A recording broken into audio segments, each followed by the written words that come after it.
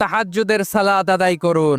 বছরের অন্যান্য সময় উঠতে পারি না, অনেকে বলে হুজুর উঠতে পারি না, কিন্তু রমাদানে সাহারি খাওয়ার জন্য তো উঠাই লাগে। কি বলেন? আল্লাহর হাবিব বলেন তাসাহহারু ফা ইন্না ফিস সাহুরি বারাকা, তোমরা সাহারি খেও, কেননা সাহারির ভেতরে বরকত ঢুকায় দিয়েছে কে? একটা খেজুর, এক গ্লাস পানি খেলো, সারা দিন আপনাকে তরতাজা রাখে কে?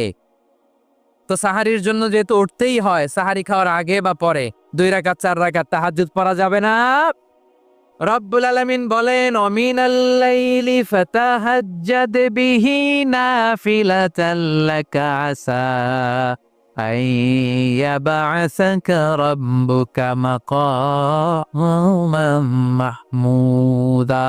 ও নবী, রাতের কিছু অংশ সময় তাহাজ্জুদের সালাত আপনি আদায় করবেন, কারণ এই তাহাজ্জুদ হলো আপনার জন্য নাফিলাতাল লাক, অতিরিক্ত ফরজ।